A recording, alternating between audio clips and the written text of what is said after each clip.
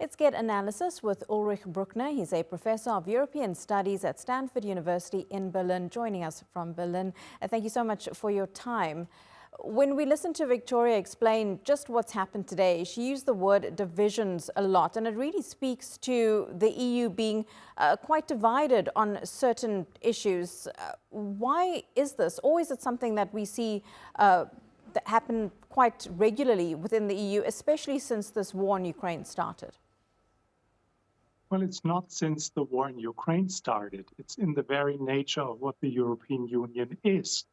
The people who meet in Copenhagen are national government representatives, and they should care for the interests of their nation. At the same time, they form a supranational entity called the European Union, and that is represented by Ursula von der Leyen, that looks at it from the bigger picture, what would be good if the European Union would speak with one voice. And until it speaks with one voice, we see the cacophonic orchestra in which everyone insists on this is not as much a threat to me, and this is too expensive, and this has redistributional consequences. So it's in the very nature, but the European Union has an institutional setting that fixes it, and in the very end, we will see a compromise. But of course, this does then seem to make it more difficult to actually make any major decisions in some sort of timely fashion, because the war on Ukraine is certainly not easing. It seems to actually be intensifying. Can the EU at this point afford to inject more money into defense overall? Absolutely. And what we have seen since the war started is stepping up more and more, responding to the increasing pressure, not only on Ukraine, but also what the European Union stands for, and the immediate threat to countries that fear that they could be next. So what has been discussed today was totally unexpected a few years ago, when it sounded as if it's totally impossible for the European Union to consider the use of assets from Russia, not to speak of investing in a drone wall. This is something that directly responds to the increasing aggression of Russia.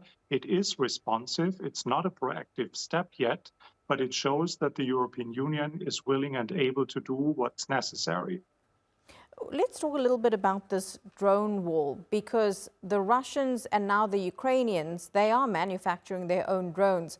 How far behind is Russia in terms of the actual drone procurement or drone manufacturing? Because the EU, or rather the EU is spending more money now on defense. NATO countries are spending more because America told them, well, you have to. Spain, I believe, is the only one who hasn't raised their defense budget that much. But this war is something of a wake-up call for Europe in terms of their defense, but possibly understandably because they've not had a major war in decades.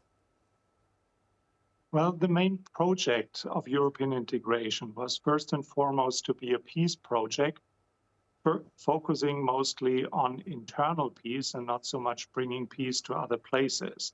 And given that it was so successful to reach out and to increase the interdependence of the members, everyone inside of the European Union believed that this is such a beautiful model that the rest of the world can't wait to join. And so we reach out to Russia and increase dependencies.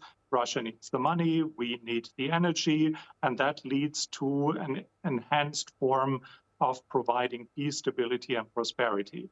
This worked until it didn't. So you cannot communicate, let's invest an enormous amount of money of your GDP in defense if no one feels threatened. And until recently, this worked well. So no government would have survived an announcement of spending 5% of its GDP on defense. Now we have to catch up, and this is what's happening. Professor Brueckner, thank you for explaining that all so well to us. Much appreciated.